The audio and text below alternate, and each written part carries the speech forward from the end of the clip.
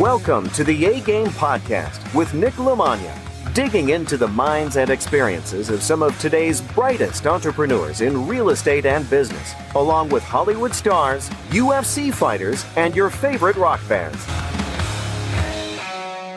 My guest today on the A-Game Podcast is black belt and main instructor at Gracie Torrens in Torrance, California, under Henner and Heron Gracie. His name is Alex Stuart, Stuart. You can find him on Facebook as Alex Stuart. You can also find him on Instagram at Superman_Alex, ALEX 54. You can find his gym, GracieUniversity.com, or you can stop by Gracie University headquarters in Torrance, California, and he does private sessions and also teaches a lot of the classes for all levels, all ages, and all backgrounds. If you would like to book him, you can just call up and ask for his contact info, or you can just come into the gym just like I did. He is a great guy. I've been doing privates and training with him for a few years now. I really think he teaches a lot like Mr. Miyagi. He's got great philosophy. He's earned a black belt in an extraordinarily short amount of time. His jiu-jitsu is extremely high level. He's an amazing teacher. He's served in the armed forces. He's got his own podcast as well called the Armbar Podcast. He is full of knowledge, full of stories, just a great guy, great human being, great instructor, great black belt, and he's been a really good guy for me to learn from and to talk to and to be around whenever I get out there in California. We share some mutual friends, and he's just a good dude. So we go pretty deep on this. There's some business stuff, some jiu-jitsu stuff, some basic life stuff, some cool philosophical stuff. So even if you're not into jiu-jitsu, this is a great podcast to listen to because, again, how you do anything is how you do everything. So whether it's getting a black belt, getting a master's, being a successful investor, building a business, or even just having a good relationship or trying to get the best out of your day or best out of you as a person, it all relates. It's all the same thing. It's all the same foundation. So Alex has a lot of great achievements, and he's got a lot of things that can help you when you're struggling professionally or personally that I think you can really take home and apply to pretty much anything. So I get a lot of questions from people on wanting to pick my brain, wanting to ask me about what I do, how do I do it, all kinds of things across the spectrum. One of the things I try and answer back with is there's a few different ways that we can work together. People can either participate by being a buyer, being a seller, or being a partner, and that's really the best way to learn. So if people have questions that have reached out to me, the best thing to do is jump on www.nicknick.com.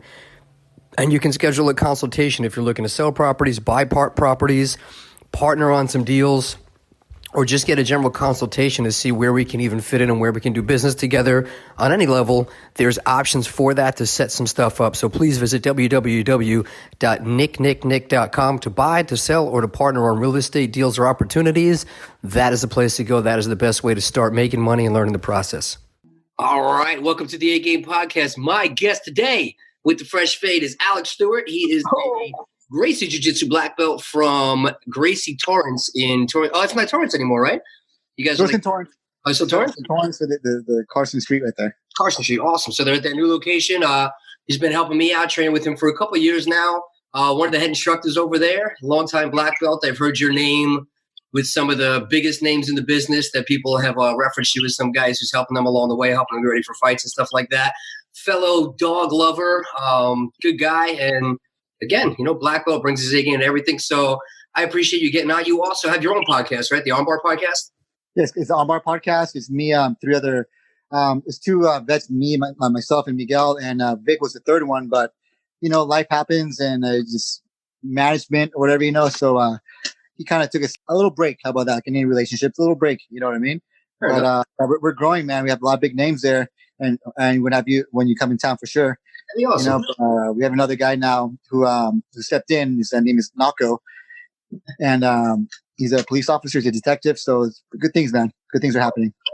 That's awesome, man. That's awesome. So first and foremost, one of the things I always like to go to is I'm a big believer. And I think it probably for me is more like a therapy thing when I talk to people, just to talk through my own stuff. But I always find like the people that I tend to relate to better. Like I've trained all over the world. It's very rare that I meet a high level jiu-jitsu guy that's not cool as shit. Like, and I feel like it comes from a lot of like humility, and you have to be humbled along the way. And, with a guy who's like a black belt or a guy who's been around for a long time, I don't necessarily look at them as this is a guy that can kick everybody's ass. I look at it as this is a guy who's gotten his ass kicked a million times and came back the next day and was like, that's not happening again tomorrow. And just, the same way, like, one day it's like, hey, I have a great roll with somebody. And then they're like, okay, the clock just went out, switch.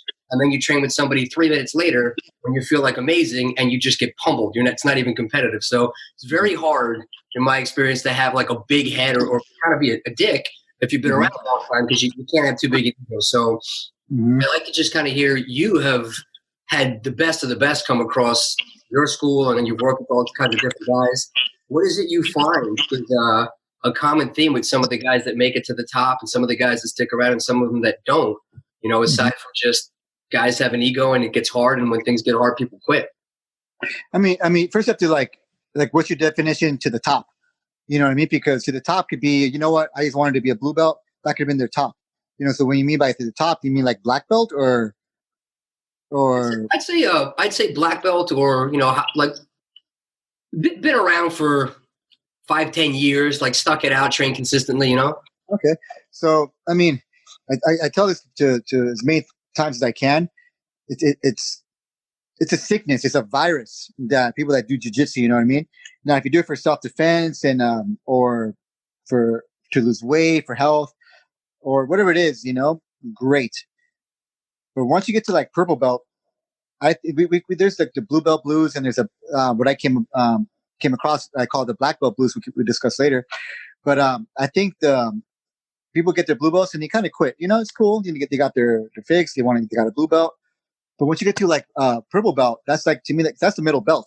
And like you're right in the middle, and that's what I feel like when people quit. That's a defining moment, I should say. Because, when you get your blue belt to purple belt, it's like, yes, I got it. You're like in the high, right?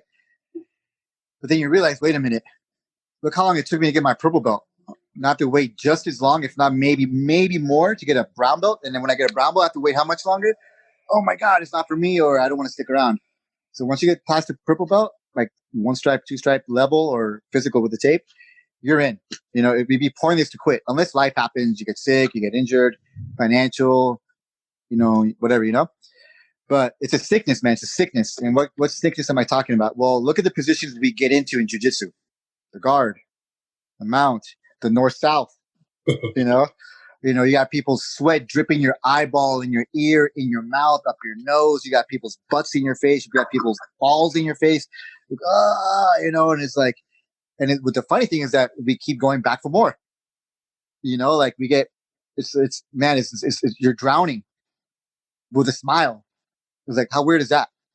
It's a virus. Like I remember when I would roll with the boys, Heat On and Henner, people would tell me like, Alex, how come you smile when you get tapped out? How come you're smiling when they're just on top of you doing stuff like this? Or when that 400-pound guy is on top of you, taps you out. I'm like, why are you smiling? I'm like, you know what? I didn't realize I was smiling. I was having fun. And I think it's freaking cool. Especially your instructors when they're just tapping you out left and right. I think it's freaking cool. Like, why do you think it's cool, Mike? Because first of all, they're supposed to do that to you. You know what I mean? And it's going to come to a point where I can't wait to get to that level. You know what I mean? So it's a sickness, man. It's just like, man, it's very hard to explain. You know what I mean? I was telling somebody, it's a relationship. I'm going to say female.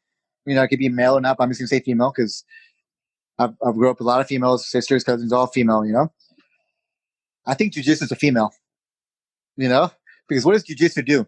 If you come in insecure, kind of low self-esteem, jiu-jitsu, it forces you to become a little more confident, higher self-esteem. You have a female, beautiful, very attractive. It rises you up. After the puppy love, you start getting annoyed. Man, my gosh, she said this to me. Now she's doing these little annoying things. Boom. But you still stick with it. You're committed. And then you take a little break. You come back, you're gung-ho. And I was telling this to somebody just this week. But in jiu-jitsu, it hurts you. It hurts you physically sometimes, and sometimes mentally. And my student, one of my friends says, but Alex, there's more good than bad. There's more joy than pain, you know? And I was like, bro, what does that sound like? You know, like a little domestic violence relationship, you know? Like, oh, but he loves me or she loves me. Boom, you get slapped in the face. Oh, but he loves me. There's more good than boom, slap in the face. So I think it's like a relationship. You know what I mean? It could be, I mean, domestic. I mean, I went kind of too far. Female or male, you know what I mean? But it's kind of weird. It's a love and hate thing. You know what I mean? And I crave to get tapped. I know I'm kind of going everywhere, you know? And when people say that, like, what do you mean? I'm like, I crave to really get tapped, get controlled against my will. Not too many people could do that anymore. And if they can, I'm very, very, very rarely caught off guard. Like, oh, like what you catch me with? You know what I mean? So when I tell these, the younger belts, the younger guys, not time on earth, but the belt, you know, it's like, man, you are so lucky that you're so, or not like, oh, how'd you do that? How'd you do that? How'd you do that phase? It sucks when you're getting tapped. It really does. But then the reverse side of that, you have to crave it. You want it because you're growing, you know, and I really long for that. Even though I roll with Heat on Henry, man, they're one of the best in the world, and I still get tapped out by them. But it went from being tapped out 20 times, let's just say, to now like two or three times, if that, you know. And they still catch me, but not as before. You know, like how the young people, like teenagers, very preteens or whatever, they fall in love. Like that feeling of the first love is never going to happen again, you know. But then what happens when you break up? It's okay. There's more people out there. You don't understand. He was the one. She was the one. There's no one like him. No, I hate my life. I'm like, it's okay. That's what jiu-jitsu is. When I see a white belt, blue belt, purple belt, brown belt, they're just kids to me. You know, white to blue, you're like a kid. You're a kid. Blue to purple, you're like teenager. You know, purple to brown, you're almost an adult. You know, or brown to black, you're an adult. You know. So what does that mean? So if you're a blue belt, you're still a kid. So if you get in trouble, you break the law, it's a slap in the wrist. Right? Anything after that, you're going to get trials as an adult. So when I was a blue belt, man, I loved it because if I got tapped 100 times, I'm just a blue belt or white belt. But if I tap somebody, a purple belt, a brown belt, the same thing is like, oh, you're just a blue belt, right? It's the same words, but different, you know? So I love it, man. I freaking love it. You know, I freaking love it. It's just, and the thing is, like, the best thing that happened, and I kind of understand it a little bit more, is when I got my knee, got my ACL, whatever. They gave me some antibiotics or something, you know? I was allergic to that antibiotics. I had the hiccups for 5 days straight. I couldn't stop hiccuping. It was like that, teaching, sleeping, going to the bathroom, everything, you know? And I hated it, man. I can understand why people go insane. I have it for like a year or their whole life. But the funny thing is that when it cleared up, I kind of missed it. I missed the discomfort of it, you know? That's what jiu-jitsu is, man. You miss the discomfort if you're not there. And you look for it. You look for it. You look for it. So, I mean, look at my explanation of jiu-jitsu, right? That's and how insane it may sound, you know, for people that don't train or anything at all. But that's what jiu-jitsu is, man. You have to have like that. I mean, you know, congratulations on your black belt, man. So Thanks, man. Yeah, you well deserved, man. Well deserved. But you understand, like from brown to black was a while. From purple to brown is a while. And to get to that point, to that level, like what has had to happen?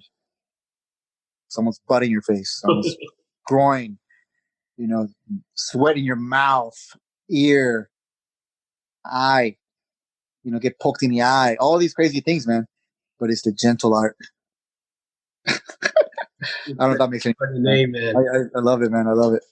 No, it's cool, man. But I agree. But so for you, like it's just crazy to me. Like people have been congratulating me on the black belt, which is awesome. But it was one of the weirdest ones because like you get to your blue belt, and you're usually like you're feeling pretty good. You're doing good with most of the white belts. You're doing good with some of the newer blue belts, and you get it, and you're kind of like, okay, you know, I could see it. I feel like I'm earning it. Purple belt, now you're like, I'm doing pretty good with most of the other purple belts. I'm doing good with the same thing. Brown belt, you're kind of like, I'm okay. A couple other brown belts, I'm doing pretty good with them.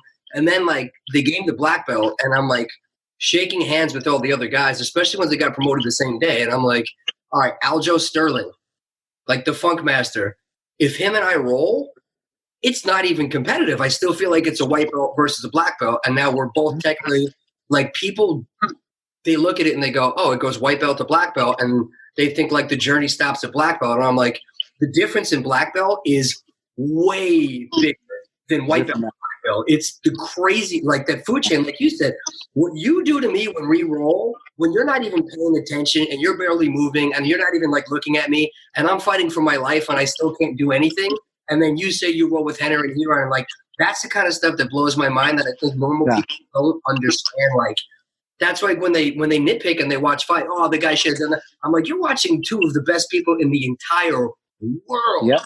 Like, you don't understand, like, what, it's just crazy. I box with, like, crappy professional boxers sometimes, like, relatively speaking, for like I can't do any, they make me look like I'm swinging at a ghost. I can't hit them. I look ridiculous. And then you have your, like, Conor McGregor's going to go fight Floyd Mayweather. And, like, the guy in the bar stool's like, oh, you just need what? Hey, take a move, buddy. I'm like, hey, don't hold your arm out. I'm like, they don't. Yeah. They don't understand, man. And that's the thing, man, is like, going with Hidon Henner, you know, like they would, I mean, Hidon would, more Hidon, he would tell you, I'm going to arm lock you. 30 seconds. He'll tell you and he'll count down and he'll still do it. And that's just so freaking crazy to me, man. Like, you know exactly what they're going to do and they still do it. That's, oh man, that's just, and it's cool because I'm a black belt, you know, second degree black belt. He's, I don't even know, 3 or 4 or 5, I don't even know. And he still does that. You know what I mean? And it's just like, and I look at that and I'm like, and even Henry, like, he's very, you know, like, always evolving, man. Either he makes stuff up or someone shares something with him, but he always makes it better. It's like, that's so cool, man. It's never ending. It's never growing, you know? And when I see that, I don't get frustrated. I'm like, that they could do this to me. I'm like, dude, you know what? That means there's still room to grow because they're growing. That means I could get to that level. You know, Hidon Henner, I think it was Hidon asked me when I was a white or blue belt. Hey, so what's your goal in jiu-jitsu? I said black belt, you know? He's okay, but what else? He's like, you know what? My goal and dream is to tap you and you and Henner out. He's like, he laughed me. Ha, no, you're too old. I'm like, okay, I'm still going to go up here. He's like, you should have started when you were 3 or 5. Then you have a chance, you know? All I got to say is, if that was on my checklist, my bucket list, check. Even if it was just once, you know? That was my goal. If it was in a checklist, check. Now, can I do that again? No, sure not. You know, I don't know actually, but the fact that I could do it, that I aimed for it, when I went above and beyond, I did it. You know, and it's kind of goes just like, never sell yourself short. Always follow through, you know? Like, I was talking to, I think it was a blue belt. He's like, can I talk to you? Of course. Is it weird to say that I gave myself a 3 to 4 year plan for me to get my purple belt? I'm like, man, that's great. Give yourself a goal. I'm like, but if I may, why stop at purple belt? Why don't you say, you know what, in 5 years, I want to get my black belt? He's like, well, that's not even possible. I'm like, it doesn't matter. Because what has to happen within those 5 years? Purple belt, brown belt, black belt. Right? That's what I did. And when I walked in, you know, how long to get to blue belt? A year and a half or 2 years back then, you know? And black belt, oh, she laughed at me. Oh, this family, oh my God. 15 years, blah, blah. You know what? I'm going to get mine in 5. And there's lady there, woman works there, named Lupe, and she laughed at me. Like, she legit laughed at me. Okay. She still works there. And she remembers me saying this to her. We're in 5 years. So, excuse me. I got my blue belt in 6 months, you know, which took people a year and a half or 2 years, which is nothing wrong with that, you know. I got my black belt in 6 years instead of 5. Now imagine if I would in there, you know what, I'm going to get it in 10. I would have gotten in 11. I don't know. You know, and people ask me, how did you get so fast? Train every day, blah, blah, blah. I did, you know, when I was able to, you know. But it was just my upbringing, you know, growing up or in the Marine Corps, football, sports, everything, you know. That, man, just do what you're told. You can never go wrong. If I trust my leader, my mentor, my coach, you know, my father, my grandfather, and you're an example, and I see you doing it, you know, and you're the best at whatever you're doing, I'm going to listen to you. You know, I did exactly what I was told. You can never go wrong. Now, I don't think I remember once when I was a paying student that I raised my hand for a question. Never once. I don't frown upon it. People learn differently. I only would ask a question after I attempted it and try to figure it out on my own, or ask my partner. And if we couldn't figure it out, then you know what? Hey, can I get some help? Again, nothing wrong, because people need to know an angle, what kind of grip is this, why. But you know what? I never asked what if. I don't know enough. You know, I don't know enough to ask. I just did what I was told. Boom. And then when it really blew up for me is when I stopped obsessing over jiu-jitsu, like obsessing. You can be passionate about it, your hobby, you can love it. But when I'm talking about obsession, I'm sure you went through it too. When you first signed up, you talked about jiu-jitsu to everybody. Your jiu-jitsu friends, at work, your girlfriend or boyfriend or husband or wife, your family, strangers. If you weren't training, you were YouTubing. Back then, it was probably VHS or DVD, you know, non-stop jiu-jitsu. Non-stop. And I was like, man, I'm obsessed with this, man. Someone told me, Alex, all you talk about is jiu-jitsu. But you're right. I'm going to stop obsessing over it. So that's number one. Number two is when I realized that why am I rush to never? Right? And what do I mean by never? When I signed up, they said like, oh, there's over 600 techniques in jiu-jitsu. Now we say there's over 1,000. Right? So I was like, man, if Hidon and Henner themselves have not even reached the top, all the tallies of jiu-jitsu techniques out there, why am I rushing to never? It's always evolving. New guards, new positions, new this, new movement, new this, new this. You know what I mean? So I was like, man, you know what? I'm just going to enjoy the adventure. People say jiu-jitsu is a journey. Nothing against that. But to me, when there's a journey, there's a final destination, you know? And you're going to find out very soon that black belt is not like the end, you know? And I was like, but it's an adventure. An adventure is ongoing. And what goes on in adventure? There's highs, there's lows, there's scary moments, there's frustrating moments, there's patient moments, there's back around, up, down, all around, back around, backwards, all over. No destination, man. No final destination, but it's an adventure, you know? So. I love that. You said that to me. That was very eye-opening when you were like, it's not a journey, it's an adventure. I was like, you know what? You're absolutely right. Because I agree. It's if it's something you love, you never want it to end. Like, you know, people say to me even about, nobody really says to me about jiu-jitsu, like when are you going to retire? But like the real estate stuff, when people talk about retirement, I'm like, why would I ever stop doing this? This is what I do. Like what I want to do forever. So like, yeah, it is a journey, but I like what you said. Like, what is the end? Because, and this is why I like, you especially or somebody, I was just talking to my my business partner, Nicole, and she's like, who you having on? I was telling her about you. And I was like, he puts a lot of the You're breaking out. Hold on. Back connection. Stand by. Did I lose you? No, because you were going. So you were talking to somebody and what? I was talking to my business partner, Nicole, and I was telling her about how she's like, oh, who you having on the podcast? So I was telling her about you. And I was saying how you were able to put a lot of the things that I can't really find words for. Because that's what I like about this podcast is regardless of what it is, whether it's music or sports or real estate or jiu-jitsu, like people have the same struggles. People have the same, like, I don't want to get out of bed in the morning. I don't want to train. I'm injured. But everybody wants the achievement, but a lot of people don't want to put the work in. And, you know, I love that saying of how you do anything is how you do everything, and how you do the small stuff is how you do the big stuff. So I like those analogies. And I know you have said it to me before. Mark Turner, the guy I trained with in Chicago under Damian Maya, he said it to me before. Ray Longo said it 100 times. He's like, what you're doing in the cage, what you're doing in the ring, what you're doing on the mats, he's like, whatever you're doing there is the same thing you're doing in life. So he's like, when I see a guy get in there and he's running all over the place and he's erratic and he's frenetic, like that's probably how he's living his life. When I see the guy come in and he's kind of cool, calm, and collected, he's like, that's how he handles most of those things in life. And you and Mark Turner both said to me a few times, like, it seems like you're just burning energy, like you need to slow down, like, and I feel like that's exactly what my business partner tells me about my real estate, my life. She's always like, look, like slow down, focus, figure out what you're doing, because when you get speed up and slop, you make mistakes, and now it's taking you longer because you're backtracking. So I like a lot of those things that you're saying that you point out. And are you finding a lot of that with the guys that are coming up that you're seeing a lot of similarities with the way they train and the way they react maybe to getting tapped or to not pulling things off, that you can kind of say this is probably how they are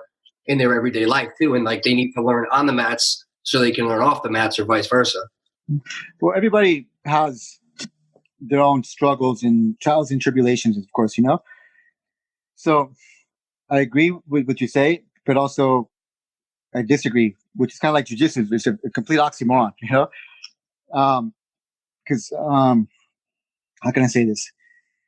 Because you can have a guy that's very insecure off the mat, very like timid, like a little Millhouse, you know. And when he's on the mat, he's a freaking animal, like a freaking minotaur, freaking just crazy strong, technical, doesn't hurt people, but dangerous, you know. But you have this the complete opposite. You have a guy that is very intimidating, works out, very big, can train for a while, cauliflower ear, but when he goes on the mat, he's like very like insecure about himself, you know. So sometimes the way I believe when we say the mat doesn't lie, the mat doesn't lie, you know, the mat will set the truth, blah blah blah. I like to think that the mat is being a lie detector test. You know what I mean? Because a person can be a very good liar, you know, and no one can know. So the lie detector could only show if you're telling the truth or lying based on the questions it asks. So you have to really ask the right question to see if that person's a liar or not. And what I mean by asking the right questions, well, it could be from a position, from a reaction or a lack of reaction or knowledge or lack of how you react to the other person, how you react with the person and so forth, you know? So can it be a reflection of their life? It could be, but everybody's different, you know? And I'm kind of going all over the place. And I like that, though. I like that. That's you know, and freaking, and what does jiu-jitsu force you to do? It forces you to change, right? The overly confident, arrogant person. Let's just say this, okay? Comes in the door. They're up here. What does jiu-jitsu force this person to experience? Humble. Woo, like this. He comes in arrogant, becomes pretty insecure. Man, I got away with everything, with my strength, my athleticism, my looks, everything, you know? Person comes in very insecure, low self-esteem. What does jiu-jitsu force that person to do? What does jiu-jitsu force you to do? Whoop. So now the insecure person becomes pretty arrogant, overly confident, right? So see if I can do this with the space I have. Here we are. You there? Yeah. Here we are. Good. So it's constantly stand by. You see my hand, right? Yeah. This person comes over here. This person comes up here. So jiu-jitsu forces you to change. It's always doing this. You see that? Yeah. So the goal is not to do this, but to get to here. Like right in the between right there, like that. You know what I mean? Because jiu-jitsu is real. It's not something you can fake. I came in very arrogant, became very insecure, very frustrated, but very fascinated. And from watching people come in and leave and students and stuff like that, I see them come in very timid, overly confident, back to insecure. So it's constantly, it's an emotion. You don't make decisions based on emotions. Like when you're on a high, New Year's resolution, I'm going to go to the gym every single day. I'm going to sign up right now and start this diet. What happens? A week or two or a month, let's say a month later, you're stuck paying a bill. Membership, you never go because you're at a high. When you're at a low, don't make rational decisions. You know, I'm going to break up. I'm going to do this. I'm going to go do that. I'm not going to join this. I'm not going to do that. No. When do you make decisions? When you're in a neutral, right? So that's how I look at jiu-jitsu, you know? So if you get tapped, you can go pretty low. If you tap somebody out, you go high. It's part of the process. You have to go through that, you know? So you have to react. I mean, of course, if you tap somebody, a higher belt or someone that's on your list, because I had a list too, you know? List, you know? Be proud of yourself. Like, yeah, you know, this guy tapped, it was Kevin and Curtis back in the day, twins, master of footlocks, you know? And I caught one of them in a footlock, and I was like, yeah. And I was proud of myself. Do I do that all the time when I tap somebody? No. So how you react when you tap somebody at your high is just going to times 2 when you get tapped. Ooh, like that. And then when you're at a low, you get frustrated, you get angry. So when you're looking for that tap, okay, let me tap. Think you're gonna go back to neutral, but you don't. You only go because it's double, right? So now you're looking for the other tap, just to break even, right? So you get tapped out. Cool. Whoop. It's frustrating. Okay, cool. Go back here. You tap somebody out. Yes. Come back here. So that's just like this, man. Just like that. And we all have a standard, of course, for each promotion. We all put our 2 cents in. The boys have the final say, of course. But the one thing I look at, man, is like how you react when you get tapped, how you react when you tap somebody, and how when you're frustrated, how do you react when you get tapped? You go like, "Fuck!" Oh, I've seen guys go, "Oh, I got tapped out. Oh my god!" I've seen people that tapped out like, "Yeah, I tapped that guy out." Yeah, cool. That's why when I supervise the rolling and someone gets tapped, and if you're talking to me, I'll be like, "Hey, look away, look away." Like, why? Trust me, look away. Because when you get tapped out, you go like this,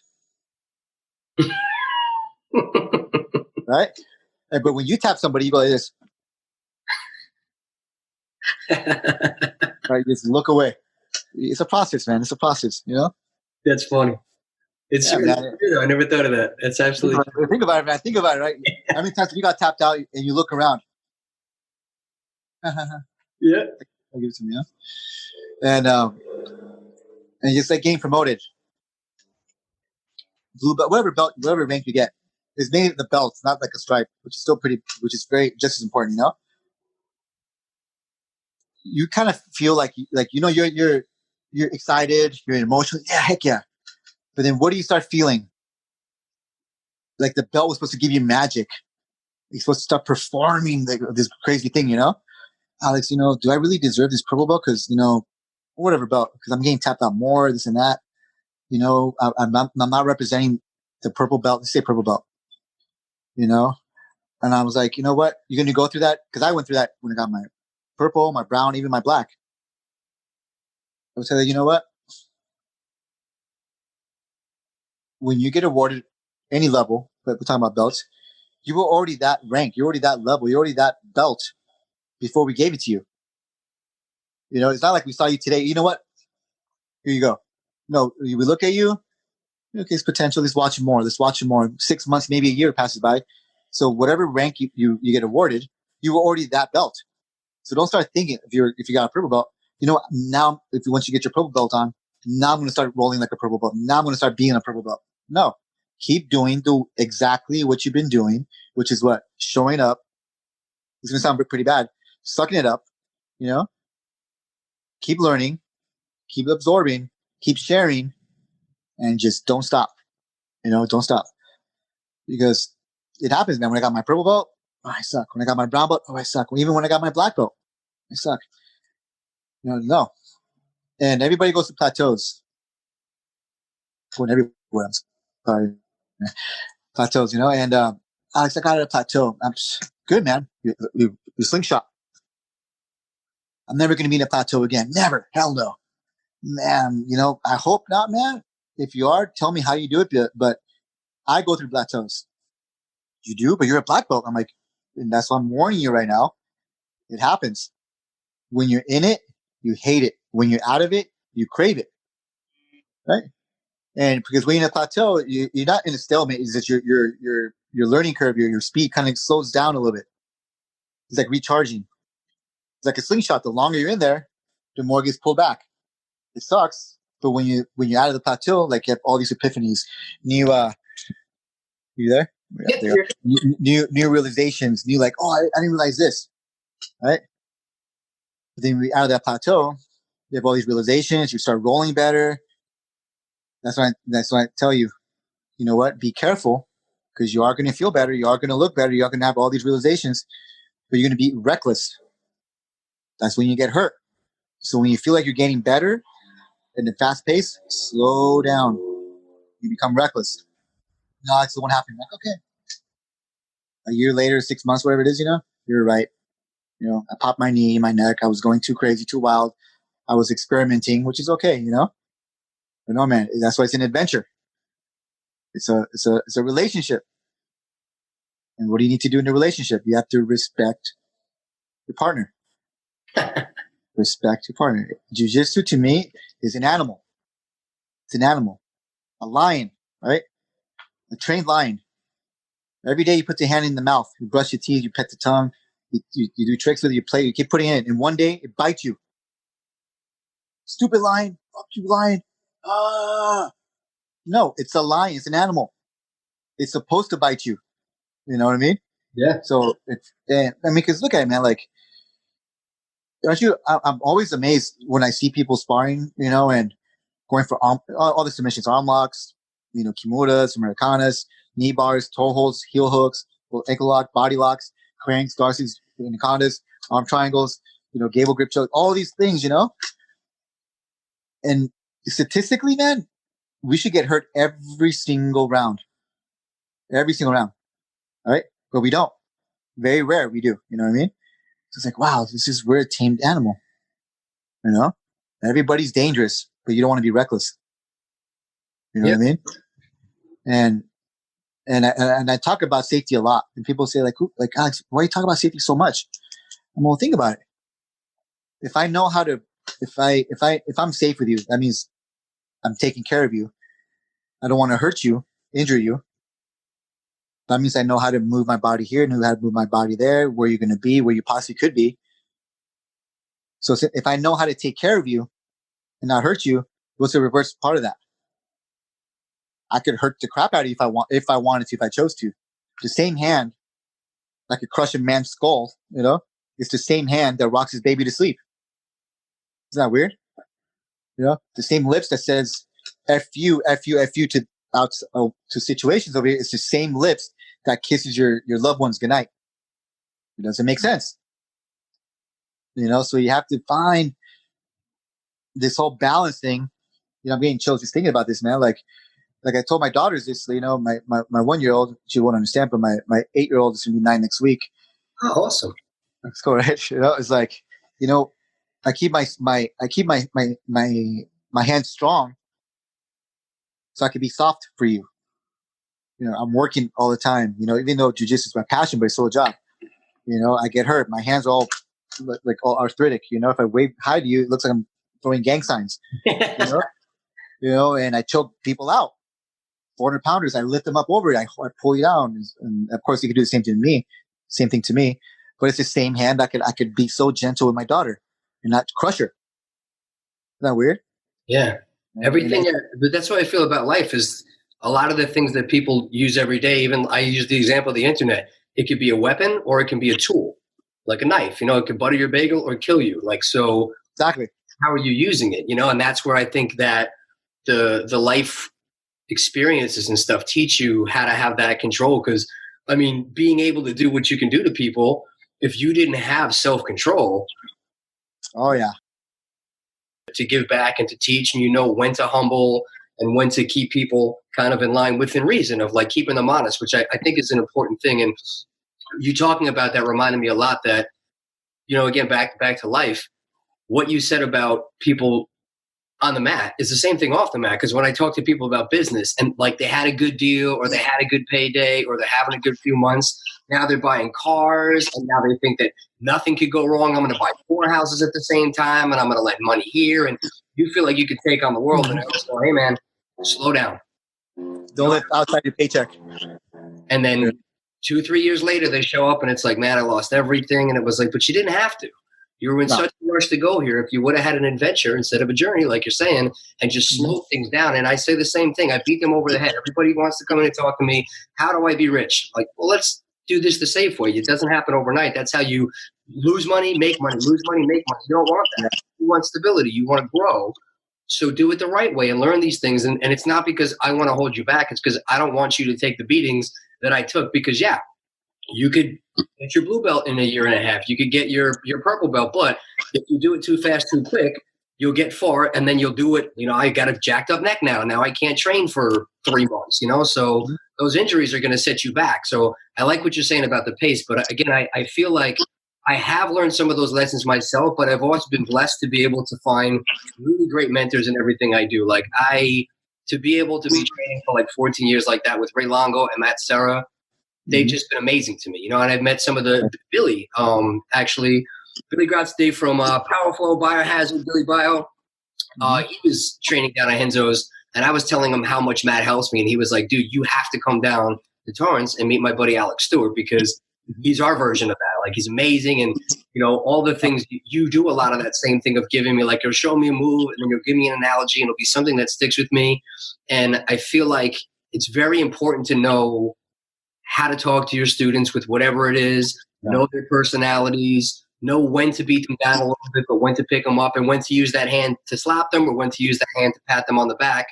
So they stay in there and they stay in the game. So what are you finding as far as now that you're higher in the food chain and you have all these new guys coming in? And I'm sure you see it like every other gym, especially where you guys are, that there probably is like the IT guy who has no self-esteem coming in and he's just trying to get some confidence. But you also get the knuckleheads that, I've been in 400 street fights. Let me start with a black belt today. And, what are you doing? Like, what's your philosophy when they come in for, because there is that mix too. Because I don't see it as much now, but when I started boxing, the boxing gyms were, I'm going to bring you in here, and if you want to be a boxer, I'm going to beat the shit out of you, and I'm going to see if you come back tomorrow. So there was 4 or 5 tough guys there, but the business was going under because there's no, whereas Mongo was like, dude, you take classes for 6 months, then maybe we do some lead hand sparring, then we do some body shots, then we're not talking about fighting or sparring or anything, like, because there's a business model to it, which I know there's a happy medium, like you said. Once you hit that midpoint with the purple belt, now you're an adult. Now it's a little bit of a different lesson. I would always say to me, man, I'll protect everybody in here. He's like, but the day you tell me I'm going to sign on the line and I want to take a fight, now it's my responsibility to handle you differently because it's a different ballgame now. I have to protect you from yourself, from all these other things. So, I mean, you have great guys. I see how Elon and Henner teach. I see their videos. I see how you teach, and just the respect there, like coming in with Billy and rolling with Brian Ortega and seeing how he's been with you guys since he was a kid. How nice he was to me, and he could have killed me, but played nice. Like, what are you seeing as far as just being like a mentor on that side and being a coach and keeping people accountable, but loving it? How do you use your weapon when it's a weapon and a tool when it needs to be a tool? Well, the thing is that you want to use the weapon analogy. Like, I don't have to use my weapon against you, but if you come into my place, for example, I have learned some of those lessons myself, but I've also been blessed to be able to find really great mentors in everything I do. Like, to be able to be training for like 14 years like that with Ray Longo and Matt Serra, they've just been amazing to me. And I've met some of the Billy, actually, Billy Grotz Day from Power Flow Biohazard, Billy Bio. He was training down at Henzo's, and I was telling him how much Matt helps me, and he was like, dude, you have to come down to Torrance and meet my buddy Alex Stuart, because he's our version of that. Like, he's amazing, and all the things you do, a lot of that same thing of giving me, like, you'll show me a move and then you'll give me an analogy and it'll be something that sticks with me. And I feel like it's very important to know how to talk to your students with whatever it is, know their personalities, know when to beat them down a little bit, but when to pick them up, and when to use that hand to slap them or when to use that hand to pat them on the back. So they stay in there and they stay in the game. So what are you finding as far as now that you're higher in the food chain and you have all these new guys coming in? And I'm sure you see it like every other gym, especially where you guys are, that there probably is like the IT guy who has no self-esteem coming in and he's just trying to get some confidence. But you also get the knuckleheads that, I've been in 400 street fights. Let me start with a black belt today. And, what are you doing? Like, what's your philosophy when they come in for, because there is that mix too. Because I don't see it as much now, but when I started boxing, the boxing gyms were, I'm going to bring you in here, and if you want to be a boxer, I'm going to beat the shit out of you, and I'm going to see if you come back tomorrow. So there was 4 or 5 tough guys there, but the business was going under because there's no, whereas Mongo was like, dude, you take classes for 6 months, then maybe we do some lead hand sparring, then we do some body shots, then we're not talking about fighting or sparring or anything, like, because there's a business model to it, which I know there's a happy medium, like you said. Once you hit that midpoint with the purple belt, now you're an adult. Now it's a little bit of a different lesson. I would always say to me, man, I'll protect everybody in here. He's like, but the day you tell me I'm going to sign on the line and I want to take a fight, now it's my responsibility to handle you differently because it's a different ballgame now. I have to protect you from yourself, from all these other things. So, I mean, you have great guys. I see how Elon and Henner teach. I see their videos. I see how you teach, and just the respect there, like coming in with Billy and rolling with Brian Ortega and seeing how he's been with you guys since he was a kid. How nice he was to me, and he could have killed me, but played nice. Like, what are you seeing as far as just being like a mentor on that side and being a coach and keeping people accountable, but, loving it. How do you use your weapon when it's a weapon and a tool when it needs to be a tool? Well, the thing is that people, you want to use the weapon analogy, like, I don't have to use my weapon against you. But if you come into my place, for example, I'll open the door wide open. There's a big shotgun in my wall. I'm not going to be like, hey, look at that. Here's my shotgun. I'm going to let you know it's there. Right? That's number one. Two. And two is, that's how, because there are people like that, like you said, like boxing, I'm going to show you what's up. If you show up tomorrow, we'll see. It does affect the business, But if that's what you want to do, that's for you. Like working out, there's CrossFit, there's Olympic training, there's powerlifting, there's this and the gymnastic training, blah, blah, blah, blah, blah. You have to find what's for you. But for us, that knuckle that comes in the street, that they know really quick that you don't need to use strength sides or anything like that. We do like a little introduction. We mount them. Hey, what would you do in a street fight if I was on top of you, not punching you, but just holding you down? And holding you down can be choking you. What would you do? And we actually challenge them. For like 5-10 seconds, try to get out. 100% get out. They don't usually get out. We hold them down. Nothing special. You just pin them down, put your hooks in and stuff like that. And if they don't get out, they'll roll to their knees. And what happens when they go to their knees? We say, stop. Look what I can have. I could punch you. I could choke you. And they kind of look at you like, okay. You know what? Go on top of me. Do the exact same thing. Hold me down. Do not lose this position. Trap and roll. And their eyes go like that, So, of course, we have to tell them, like, what? No one has ever intelligently figured out how to escape this position. No one has, intelligently. You tell me, you're big and strong. We're talking about the bigger guys, That's great. Now, with jiu-jitsu, it's going to just complement all that. Because you're big and strong, but are you the biggest and strongest person in the world? Like, no, there's always someone bigger, stronger, heavier, more athletic with bad intentions. And for the insecure person, the weak one, oh my God. Yeah, same exact thing. How would you get out? They already know they can't get out. Cool. Go on top of me. I'm going to do it so slow that I want you to try to get out. The trap and roll. Just hold the wrist a little bit more snug, trap the foot, whatever, Okay, now do it to me. After I teach him how to do it to me. Or you're letting me. I'm like, okay, so I'll grab the biggest guy there, go on top of him, do it against him. And he does it. We teach him the mouth control. Oh, you're letting me, Alex. Oh, no. In a month, come up to me. I'm going to go. Now I'm going to give you the biggest guy here. You can hold him down for at least 10 seconds. At least 10 seconds, right? Sure enough, he does. But we have to remind people that it does take a while to get those reflexes done. If you give me a gun, never seen a gun before, you teach me how to load it and shoot it when you're there. Cool. I'm not going to be thank you. Thank you for that 20-minute lesson. I'm going to be a cowboy over here. Like, no. You have to learn how to breathe, how to load it, how to load it. The list goes on and on and on. So that whole mentality of like the knucklehead gets kind of taken away in the beginning. In the combatives, we have the combatives, which is the beginner course, Once you graduate from there, you start sparring. And that same knucklehead comes out because now you are big and strong, a little bit, and you can survive against maybe blue belts. Because those blue belts are just fresh blue belts, or maybe they're just the guy, the accountant or grandma or grandpa or mom and dad. They're just there to understand the flow and stuff like that. Everybody has their own different adventure. So I try to remind people, like, Alex, look at that guy, man. He rolled me, man. He's just a blue belt, and I'm a brown belt. He was trying to give it to me. He was trying to use his strength, But I taught him a lesson. What kind of lesson did you teach him, bro? Or gave it to him, Cool. Did he calm down? Well, yeah, he couldn't. Good. Look what he's doing right now. So he's going with someone else, going just as hard with the other person. So you did teach him a lesson, and I understand your intention. But the lesson that you taught him is like, it's okay to go that hard because you, as a brown belt, the leader, an example, a mentor, did it to him. So he thinks it's okay to do it to him. How about next time you teach them a lesson, but not teaching them a lesson, but teach them a lesson that they could go as crazy as they want, as chaotic as they want, and you stay calm and collective and efficient because you're the adult, the mature one, and you can still do the exact same thing as if you were going hard and aggressive against him. Now, if we're training for like the championship of the world, lives are at stake, there's a time limit, that's a different mentality. But we're just rolling. You know what I mean? So my number one, I've told you this, my number one weapon and my number one challenge. When I roll with anybody, it could be a 5-year-old Joe Schmo or a 300, 400-pound Joe Schmo with a 100 degree black belt. I don't care. My challenge to anybody is I'm going to make you doubt your confidence. I mean, my number one weapon. I'm eventually going to make you doubt your confidence.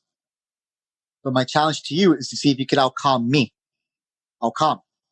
Because it takes more energy to stay calm than it does to just be angry. That's my challenge. And I came across that because my mentality when I would roll with like Brian or Henner or anyone very, very fast and athletic, let me catch up to them to slow them down. No, I'm staying right. I'm going to do me. I'm not saying I'm old, but I know I'm not that young anymore. Speed and strength does not get stronger and faster with time. It reaches a peak. So I'm going to do me my own pace because I want to. I started rolling like this maybe like late brown belt, early black belt, and I was like, what? I'm going to start rolling as if I was 80 years old right now. So when I'm 80 years old, people are going to say, Alex, you still spar the same as if when you were 30 years old, 37 years old, boom, boom, boom, Now, don't get me wrong. I'll go hard sometimes, I like to do my own training for myself and cardio as well. But man, I don't have time to get hurt. I don't have time. I'm more about safe. I've tapped out more as a black belt than I have in any other belt.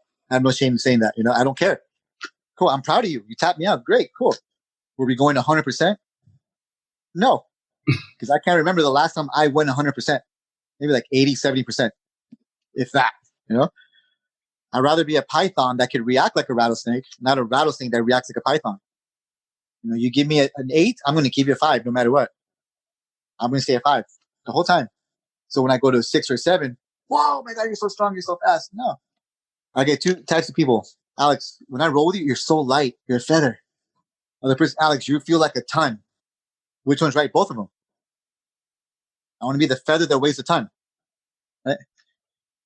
Alex, how much do you weigh?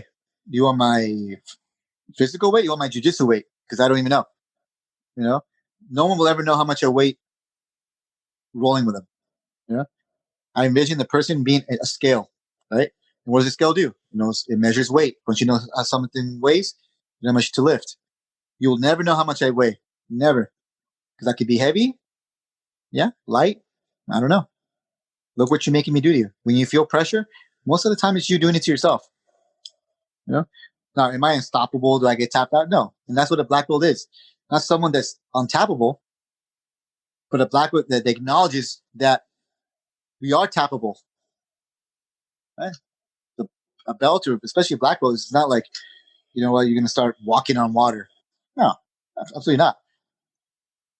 Is that when you start learning? That's when you start realizing. I like to say that because when you get your black belt, that's when the real learning starts. No, I know how to do the technique. I know that technique, but it's when you start realizing certain things. Like, wait a minute, I don't have to do all that. What the heck? I get a kick off on how to do like a rear naked choke with a different entry point. How to do a cross collar choke. How to do a chop and roll. Little things, And people are starting to rush to do advanced stuff, advanced techniques. They neglect the basics. Man, I want to be very advanced with my basic techniques than being basic with some advanced techniques. It's a foundation. You got to do that. If you're in a rush to get somewhere, you'll probably get there. But what is it? How do you feel once you get there? You're going to feel exhausted, tired, fatigued, right? Are you going to have enough energy to keep on going? I don't have my own business or anything like that, but I understand jiu-jitsu. The hardest part is not getting to a position or even submitting somebody. That's not the hard part. Lifting your hips up. Oh, here, a little squeeze here. The hardest part is maintaining something. You'll get there eventually. But maintaining something, man, is like, that's the hardest part. You maintain it. You control it. You exhaust. And then decide, do I want to do this or do that? When people pass my open guard, for example, if they're taking their victory breath, then what do? Boop, I sweep them. Right?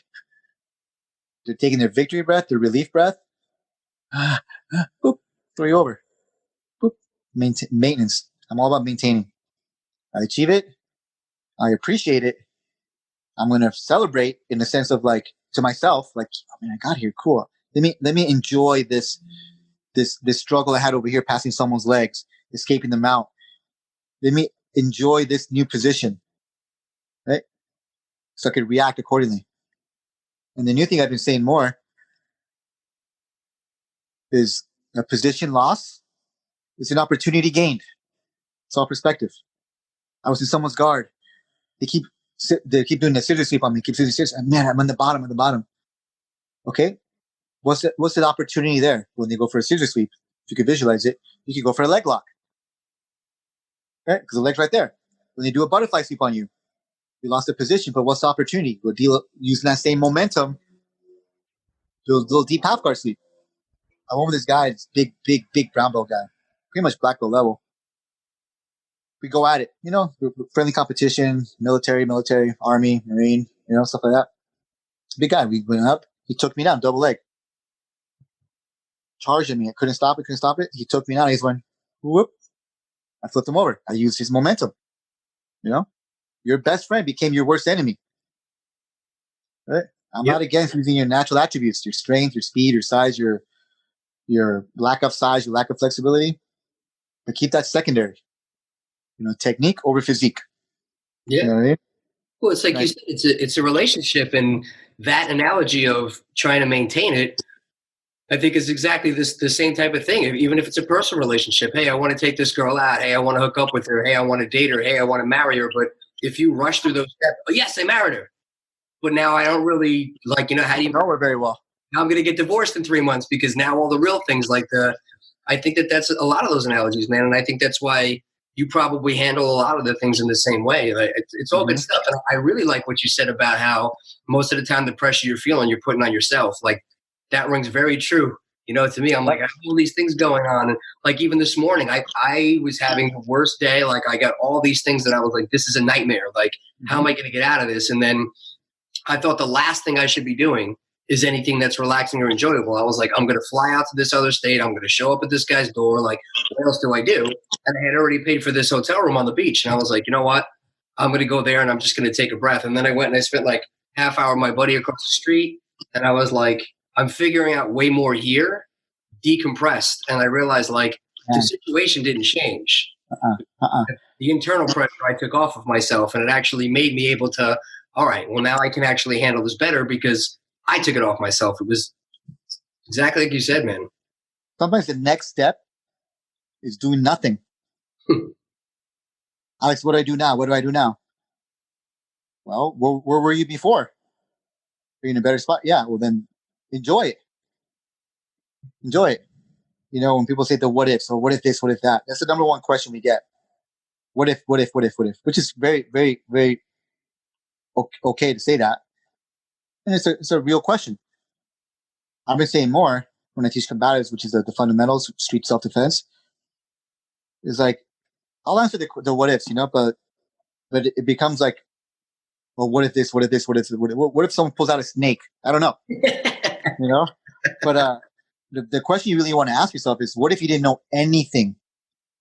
You rather know 10% of something or 100% of nothing. And that's why I tell people, look, look where you are right now. Look where you were before.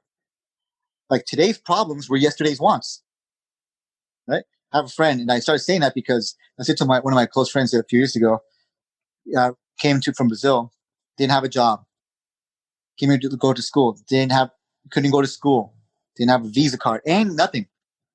So I talked to you, Alex, he finally got a job and goes to school, right? I don't know what to do. I'm like, what happened, man? He's like, I have a job right now, but this other job is offering me this position where I could grow, I could do this, and now I could have enough credits to go to the school, or I could go to this school. I don't even know what to do. He was like crying. He didn't know what to do, or I could go to this other job possibility. And I'm just looking at him and I'm like smiling, respectfully, of course. He's like, what's so funny, Alex? I'm like, listen to your problems, bro. Look, today's problems were your yesterday's wants.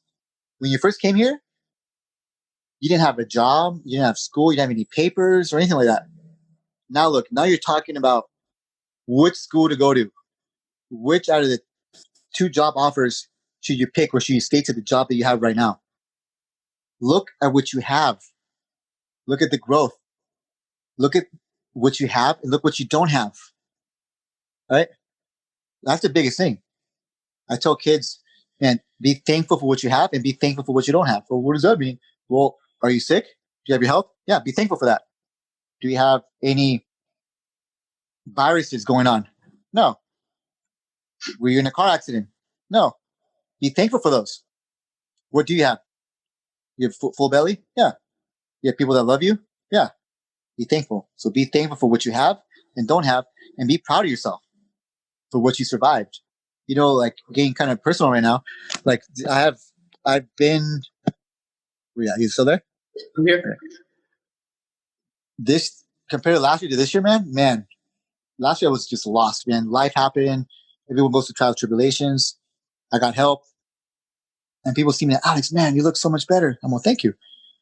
So that means everything's better? Like all the problems you had, they went away? I'm like, no, actually it's times 10. But you look so much better. I'm like, thank you. I learned to manage it. Why am I going to worry for something that I have no control over? You just have to surrender yourself to whatever belief you have. To me, I believe in God. I surrender. Because I can't do it by myself. Right?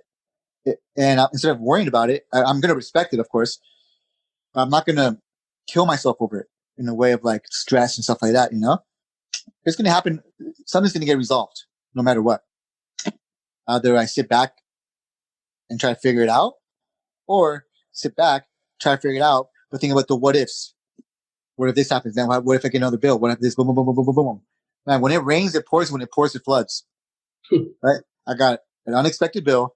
I got my identity stolen again this year. Cool. You know, I went from having so much money to like negative 1,000 at one point because someone took my identity. You know what I mean? I got a flat tire in my car. Coincidentally, I bought a used truck. Got a flat tire on that one, so I was without a car, whatever, you know. My daughter got sick, my mom got sick, my dad, blah, blah, blah, blah, blah. Crazy stuff at work. Students were gone. I got hurt. I got strep throat, blah, blah, blah, blah. But I was like this. Cool. Like, I got my car hit. Got in the car. Window was smashed in. Decided my driver's side got smashed in. This is a truth test for me, man. I was like surprised with myself a week later. Went back. Someone said, why aren't you going to work? Well, my car got smashed in. Stop playing, Alex. Go to work. You're going to be late. Oh, you weren't lying. Why aren't you freaking out? Why aren't you mad? I'm like, I could be mad, or I could be like, you know what? Thank God that person hit my car so they could snap out of it, wake up. Because what if they were drunk? I'm glad they hit my car so they could wake up and drive home safely instead of killing themselves or killing someone else. It's all perspective. You know, it really is just all perspective. Alex, you beat me up. Man, you beat me up all the time. I'm all good. But I don't beat you down. Right? I do beat you up. I don't beat you down. I like that. Right? Oh, Alex, man, oh my God. When we rolled, man, I suck. I'm like, dude, you don't suck. You said, I'm better than you. You know? Alex, I'm doing it wrong. We rolled it. I was doing it wrong. I'm like, bro, you're not doing it wrong. I'm just doing it right. You know? And we let me charge my phone. We always gravitate towards the negative. You know, you got 100 people telling you good, right? And then that one person says, well, that was bad. You ignore the 100, right? But sometimes the negative thing that we feel, that we hear, wasn't even negative. Maybe 100 people said, oh, that was great. One person said, oh, that was good. That was great. The good isn't negative at all, right? But how we hear it, wait a minute. How come those 100 people said great, but you said good? What am I doing wrong? How come you didn't say great? Right? So sometimes the negative things that we kind of redefine in our head was really a positive thing. But that person that said that was good really meant great, but he just says good. You know, like for me, like if I tell someone I love you, I want that person to say it back. I'm a very passionate person, you know? So I learned, you know what? You don't have to say it back to me. That was more for me in a way. You know what I mean? So it's just all how we take things. It's all how we take it.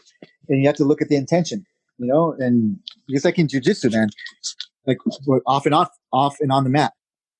I often hear, Alex, I don't feel like I have good control right here. I feel like it's not even tight enough. I'm like, cool. What does your partner think? The partner's like with his face smashed, like, oh, that's super tight. Well, I don't feel this way, Alex. I'm like, okay.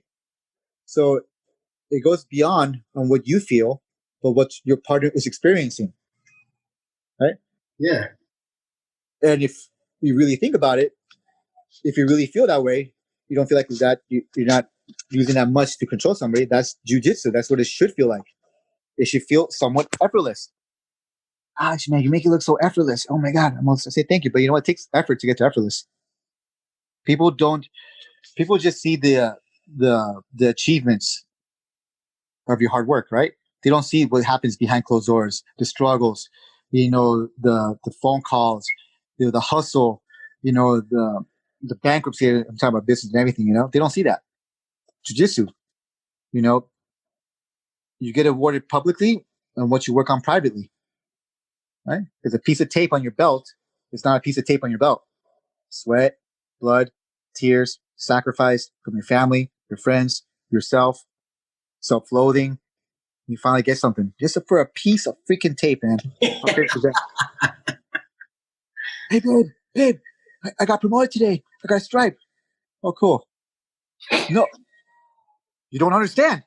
I got a tape. Look at, yeah. So what? People don't understand. People don't understand. That's hysterical. It's funny, right? Like, yeah. Oh, cool. Well, I was just across the street at my friend's house, and the same day I got my black belt, my best friend Sean got his brown belt, and my brother got his purple belt.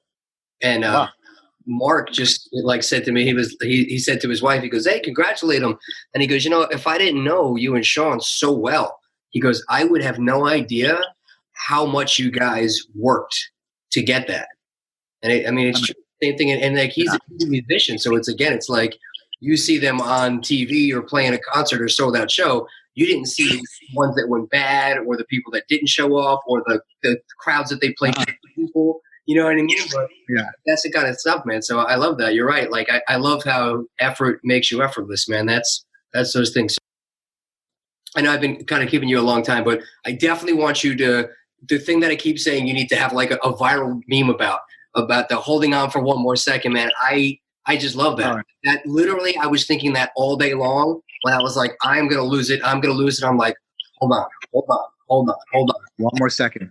At the airport, about to get out of the Uber, the guy called me and I was like, dude, like, what am I doing? And he was like, we'll work it out, turn around, go home. And I was like, oh, thank God I didn't like it.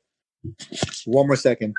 And just so I can share it with you, people that never heard that before. Jiu-jitsu and life, to me, is one, or very, very close to similar, And I would give talks like this to my students privately, in private class or in group classes. And I never realized the advice I would be giving them, I was really talking to myself. Until I went through some crap. The worst time of my life, I was completely different, So, man, this whole time I was really talking to myself. Crazy, right? So, adding one more second. People that trained. How many times have you been choked out? Or I'm sorry, how many times have you been choked or you choked someone else and they give up? And you've told them, or they've told you, man, if you would have held on one more second, you would have had me. It's like, dang it. Dang it, man. And it happened to me when I was rolling with Henner. I was in the bottom of the side mount. We learned this overhead sweep when you grab the shoulder, the belt, and you throw them over. Right? I was like, today's going to be the day. I don't care. Break my back, break my neck, but today's going to be the day. I closed my eyes. I was like, ah! Right when I gave up, man. I gave up. He was completely vertical. Vertical, right? Like this. Descending back to where he was. And I was like, holy moly, yes. So I regretted it. I was frustrated. But then right in that split second, I learned, man, if I would have added one more second of effort, we've been over. Everyone has a standard. Choking, holding something. Let's just say the standard is 3 seconds, right? all I'm asking for, I don't think it's much, to challenge yourself to add 1 more second. So your standard went from 3 seconds to 4 seconds. Next time you do something, to choke, whatever, your standard was now 4 seconds. What do? You add 5 seconds. So forth and so forth. So now you hold on to something, you're patient, and now you're maintaining something for 10, 15, 20 seconds now. This is a good friend of mine named Chris. He's a brown belt now. Alex, man, how do you learn patience? You guys say it's just mat time, show up, you'll get it. All cliche, which is true, by the way. It's a cliche because we always use it because it's always true. It's true. Like, bro, you know what? Give me a few days. Let me really think about it, which taught me patience, right? And it's funny, like the answer is the most confusing answer is always the most obvious thing, right? So how do you learn patience? You learn patience by experiencing the consequences of rush. Right? How do you know that you're using too much strength with your technique? Because your hand hurts, it's burned. So what do? If you want to be strong with your technique, choose your technique over your strength. Simple as that, man. Add 1 more second. If you want to learn something, you have to experience the consequences.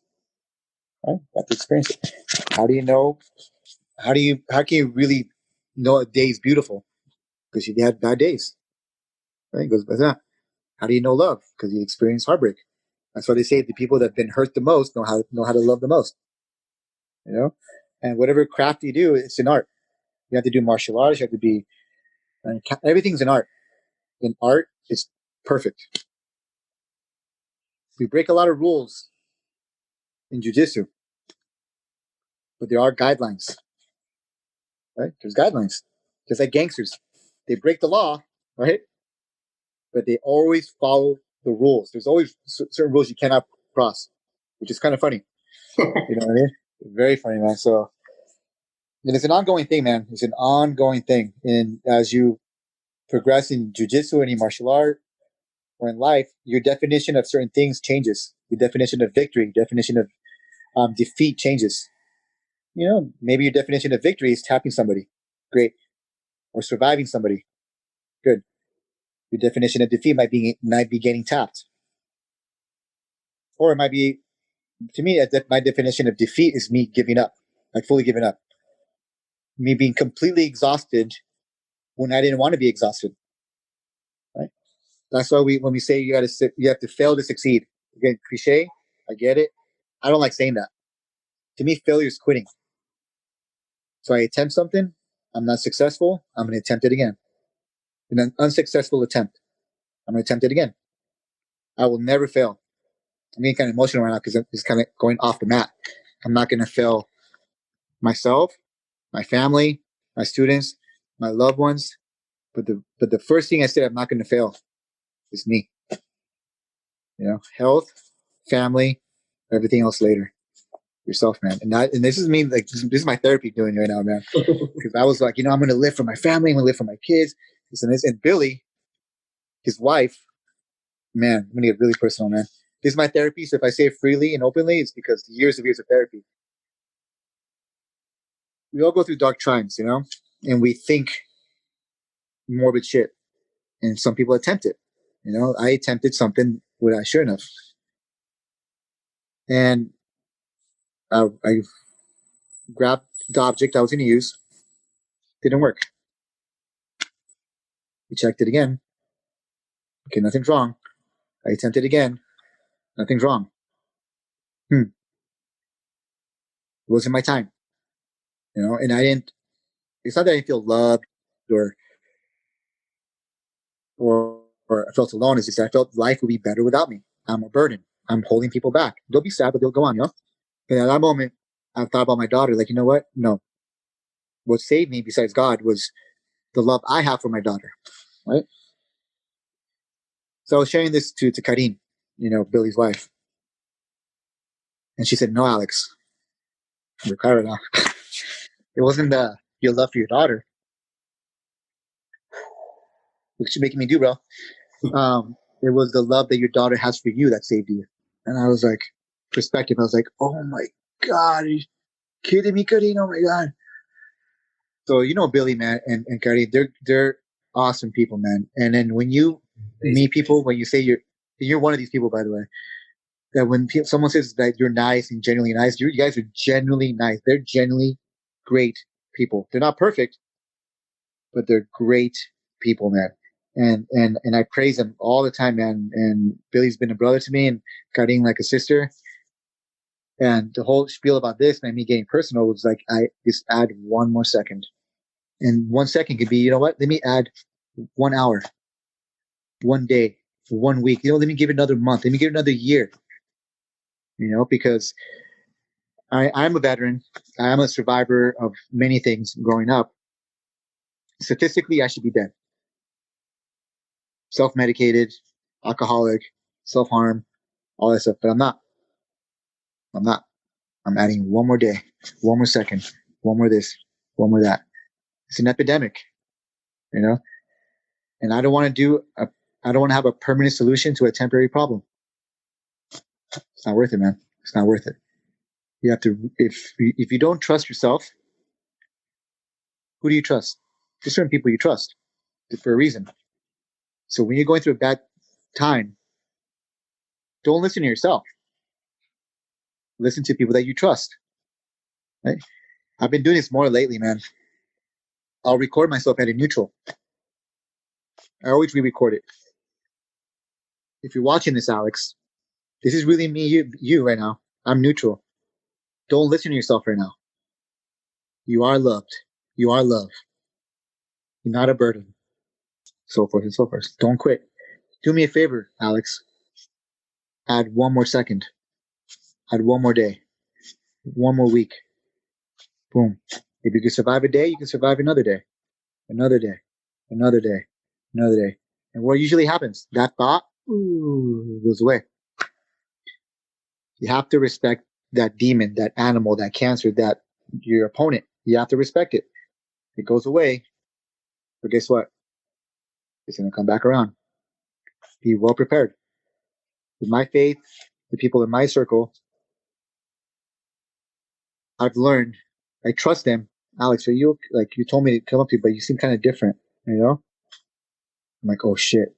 You know what? I got to prepare myself right now. This is real. That's fake. And if I say anything negative about myself, if I say for every 1 negative thing, I have to say 5 positive things. That's kind of a lot, man. 5 positive things for 1 negative thing. Crazy, right? So you have to be your own Muhammad Ali. I am the greatest, right? I'm not saying I'm better than you. I'm the greatest for me. So whatever it is that people do, man, I don't knock it down at all, man. If you want to be the best, if you want to do that, be the best at it. And if it's not for you, it's okay. You did what many people wouldn't even think about doing. Right? You're doing it. You're doing it. I taught this girl, I gave her a test, special needs here and there, and she had an anxiety attack. I'm like, stop. We'll take a breather, whatever, We finished the test. She had 97 out of 100. And she's like, Alex, I was going to walk out. I never had an anxiety attack like this. I was going to walk out. And I was like, good. You didn't. I've seen many people have anxiety attacks and they just leave, which is okay. Sometimes you have to, but they don't come back. Right? You did it. A lot of people quit. You didn't quit. As long as you don't quit, man, as long as you don't quit, you'll get what you want. Everybody deserves greatness. I really believe that. But you have to earn it. You have to earn it, man. We have to earn it. Things can be given to you. It's cool. Your parents worked hard for you to have a better life. Here's your business. I know you didn't work for it, but here it is. Okay, how do you earn that? By maintaining it. You got to maintain it. I was driving a couple years ago. I have a drive a Charger. A kid next to me. I call everybody kid. The kid next to me has a Corvette. Must have been like 18, 19, or 25. I don't even know. I'm like, cool, man. Oh, this is a nice car. I say, this is a nice car. He's like, better than yours. Oh. Yeah, right, cool. I think you're right, man. See, but the difference is, man, is that I bought mine. Yeah, your parents bought yours. More like that. Now, that's kind of a dick thing to say because I don't know. I don't know him. That was my ego. You know, it doesn't matter, man. People are gonna knock you down for sure, right? It's okay. Just let them talk. Let them talk. You know why? That means you're being real. I said this in the Armbar Podcast, man. If 100% of people like you, everybody you come in contact with likes you, agrees with you and everything. First of all, they're probably not being true to you, but then you're not being real. There are going to be people that aren't going to like you. There are going to be people that are going to not agree with you and they straight out hate you. It's okay. You could look at it like that, or appreciate the ones that do love you, that do encourage you. Just yesterday, teaching it. Alex, I did everything was so difficult. It was just so difficult. It was just so hard. I don't understand it. I'm like, okay. How about we concentrate on what was easy? What did you understand? Well, to knee on the belly. But what about these legs over here? I'm like, okay, that is difficult. But what was easy? The position itself? What was hard to understand? Ooh. We talk about snowball effect, going on the ball. Again, cliche, very true. I like to think of like a tumbleweed. The little twigs. They may pick up something. Sometimes they won't. But it will pick up something. It will pick up a twig. It will pick up another twig. So that little tumbleweed goes like from this to this to this. Now you probably lose a few twigs here and there, but guess what? There's another twig over there. There's another twig over there. So what I'm trying to say, man, is like, we all go through trials and tribulations, but that's what finds us strength and balance. Our weakness today is our strengths that haven't blossomed yet. It's all perspective. It's all perspective. Well, I'm just a white belt with one stripe. Cool. That guy across the street that wants to train but scared has no belt. So you being a white belt is actually a black belt compared to him. And if you're complaining, how come I'm not this? How come I'm not that? Well, ask your instructor. Ask a mentor. Ask someone that's been there. And they'll probably tell you this is normal. Hey, raise your hand if you feel jiu-jitsu is frustrating, annoying. You just don't get it. You get confused and frustrated. You want to quit. Everybody does. Guess what? That's normal. If you said, Alex, I get jiu-jitsu 100%. Everything you show, everything you guys teach, I get it 100%. Great. That's not normal. It's like math. I teach you what 2 + 2 is. Great. I don't expect you to do calculus over there. No, man. It's a process, man. It's a process, which sucks. The system works. You see belts with stripes, black belts, boom, boom, boom. No one prepares you for the process, man. No one prepares you. No one prepares. Okay. Jokingly, someone said, Alex, if you could do it all over again, start jiu-jitsu all over again as a white belt, but you don't know anything, no technique, no nothing right now, but you'll get it. Would you do it all over again? I said, nope. Absolutely not. I paid my dues. I've earned it. Absolutely not. Now, did I enjoy it? Yeah. Did I hate it? Yeah.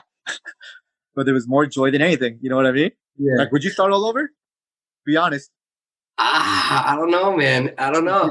No, you would. I think I would, man. It's changed my life. It really has, and I've met the friends that I have made coming up from white belt to black belt are going to be my friends for the rest of my life. Like I'm not saying go back in time. I'm not saying go back in time. What you said? I'm not saying go back in time. The people you've met right now, you still have. I mean, it's like erase all your skill right now. Yeah. You now,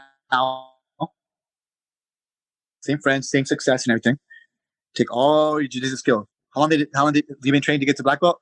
Dude, it took me like 14 years. Okay. Start fresh now, and 14 years later, I'll give you a black belt. Would you start all over?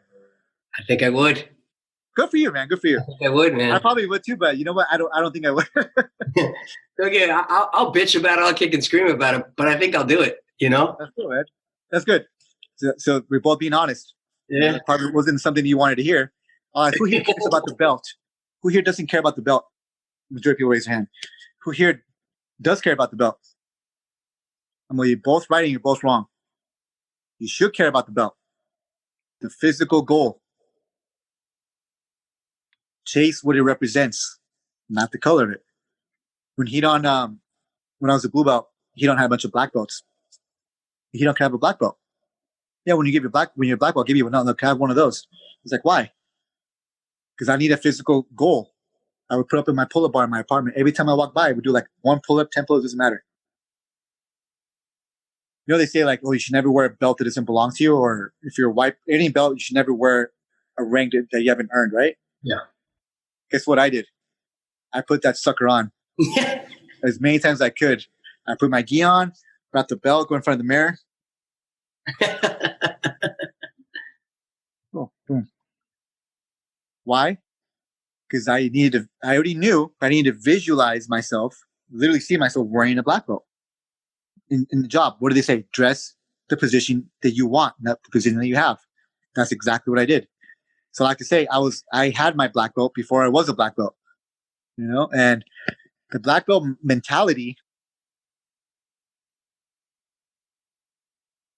could be someone that's wearing a white belt, a blue belt, brown belt, purple belt, brown belt. It doesn't matter. The mentality. Now the skill comes, you know. So if I could give any advice for people that are in this process, either mentally or in life or in jiu-jitsu, but right now in jiu-jitsu, just don't quit. Don't quit. And know that you are a leader. You're an example. 2 kind of examples. 1, I want to be exactly like Alex, or I don't want to be anything like Alex. Which one do you want to be? And which one really are you right now? No matter what, you're going to be an example. Does that make sense?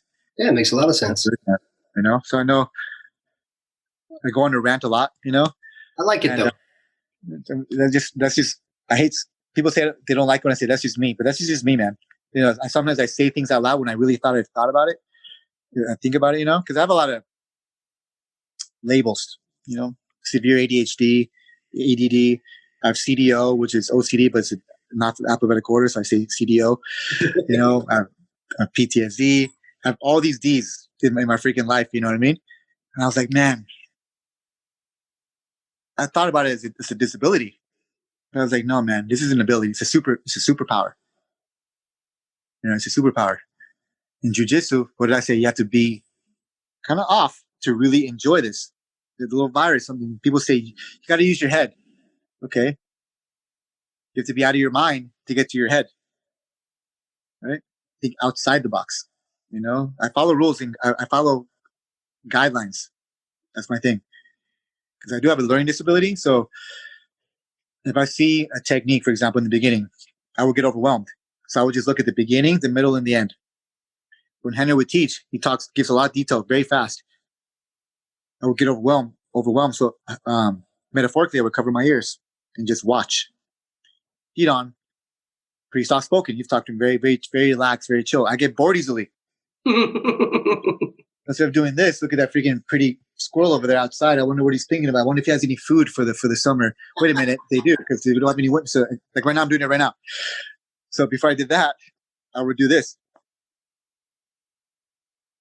I give different perspective angles over here. Instead of looking at technique, man, I've seen this before hundreds of times. Wait a minute, let me go on this angle. Let me go with this angle. So when everybody else looking forward, I went behind. What's he doing with his hip? What's he doing with his toe?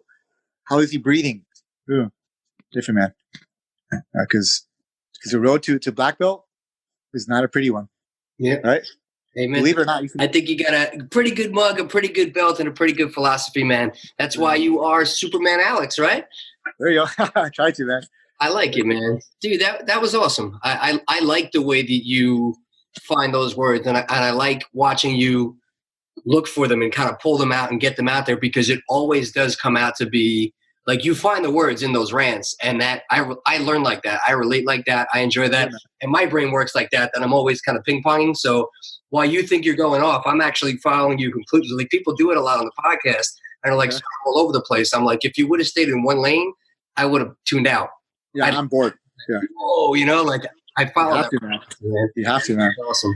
Dude, so I come when I come to California, I come find you at Gracie Torrens, and We do private lessons. They have been amazing. The stuff you teach me, the stuff you show me, the open arms that Jim has shown me. And I can't thank Billy Gracie Day and his wife, Karen, who are awesome enough for like linking me up there and letting me experience you guys' gym. Again, anytime you want to come to New York, I'm sure Matt and those guys will show you the same stuff. Anybody who wants to train jiu-jitsu, any level, how do they find you? I would tell you that the private lessons are going to be some of the best money you'll ever spend if you want to really get ahead. Mm-hmm. Same with this man right here. How do they find you? How do they book you?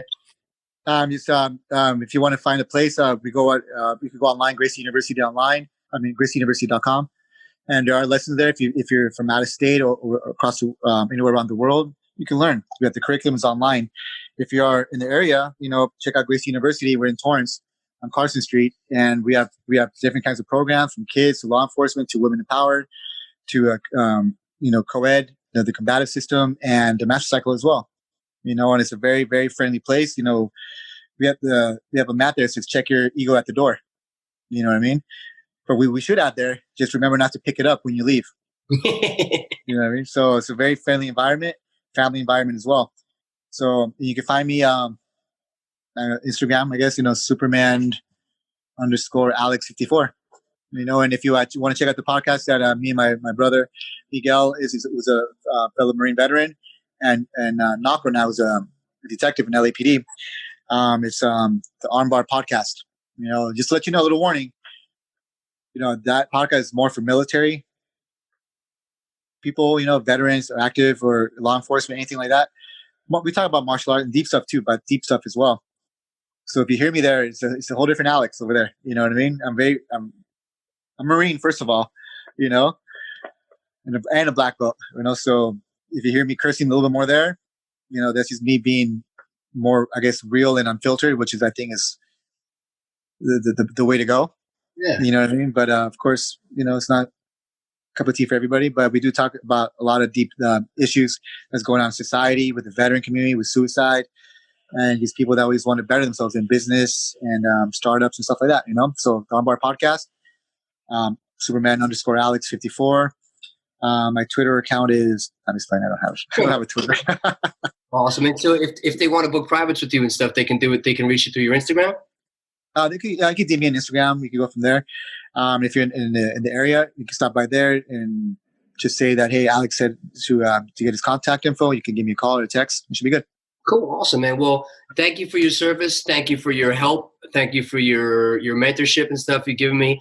Thank you for giving me that time, man. I loved it. I thought it was awesome. I appreciate you going a little bit deep on that. And, man, for what it's worth, I'm very happy you're here. I think you're an awesome guy. I think you deserve to be here. You are not a burden at all. You've been a blessing. Nothing but that to me, man. So I appreciate you. I appreciate your time. If there's anything I can ever do for you, man, let me know. I'm always here for you. And thank you for that, man. And I believe you. You're one of those people that says, like, hey, give me a call. I'll always be there. The majority of people don't. They just say that, but I honestly believe that you would. And otherwise I wouldn't be talking to you right now. How I filter my words is how I filter the people around me. You know what I mean? So thank you, man. I appreciate it. You're an inspiration in my eyes, and I appreciate you, man. Thank you. All right, brother. I appreciate that too, man. All right, take care, man. Alex Stuart, ladies and gentlemen. If you guys are getting anything from the podcast and some of the great knowledge and tips that the guests are sharing, please take a minute and leave a review on iTunes or any of your platforms with some stars and some comments, helping spread the promotion and spread some visibility for the podcast, for the guests, and for the knowledge so we can continue to do this. It'll only take a minute. I appreciate it if you guys could take the time. It would go a very, very long way. Again, leave a review on iTunes, start to share, start to spread the word. I really would appreciate it if you're getting anything out of this. Thank you.